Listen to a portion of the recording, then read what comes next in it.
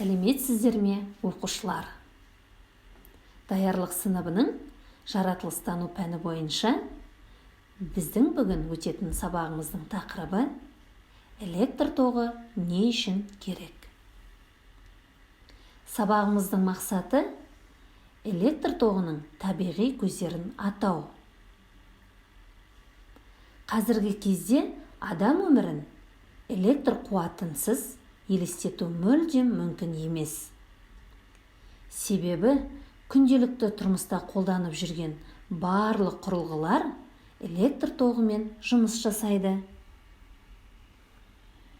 Оқушылар, мына суреттерге назар аударайық. Электрмен жұмыс жасайтын заттарды атап, оларды не үшін қолданатынын айтайық. Мынау не, балалар? Дұрыс айтасыңдар. Мынау тоңазытқыш. Тоңазытқыш азық-түлікті салқын етіп сақтайды. Келесі, мынау не? Әрине, қысқа толқынды пеш. Бұл пеште тамақ ысытады. Ал мынау не деп ойлайсыздар, балалар? Дұрыс таптыңыздар. Үтік. Үтікпен киім үтіктейді. Ал мынаны білесіздер ме, балалар? Әрине, кір жуғыш машина. Бұл машина кір киімдерді жуады. Ал мынау не? Сіздер мұны жақсы білесіздер. Әрине, дұрыс айтасыздар. Компьютер. Компьютер жұмыс істеу үшін қолданады. Ал соңғы суретімізде не, балалар? Дұрыс айтасыздар. Шаң сорғыш.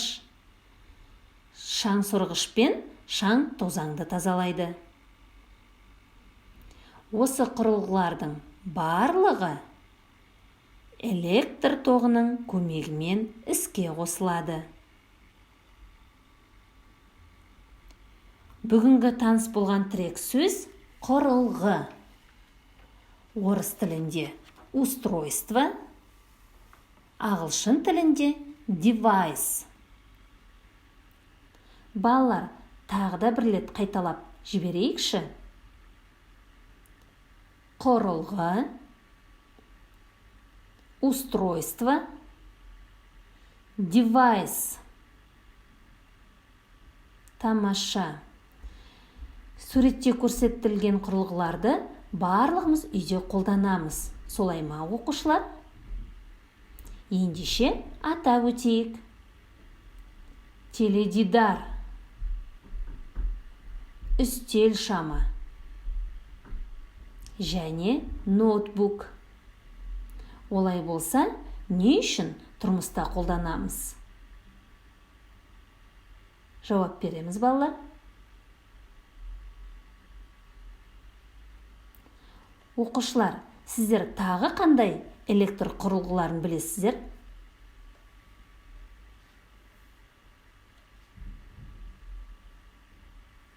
Тамаша, жарайсыңдар.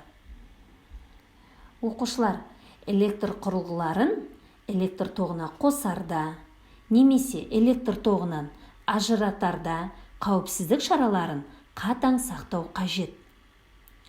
Су қолымызбен электр тоғын ұстауға мүлдем болмайды. Құрылғыларды ұзақ уақыт электр тоғына қосып кетуге де болмайды. Себебі өрт шығу қаупі бар. Және де тоқты үнемдеу керек. Жасанды электр тоғын шығаратын құрылғылармен таныс болайық, балалар. Электр энергиясын мынадай су электр станциясы, күн батареялары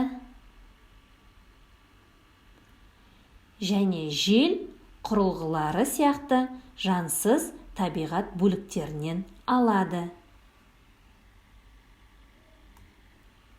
Енді балалар, сіздерге тапсырма.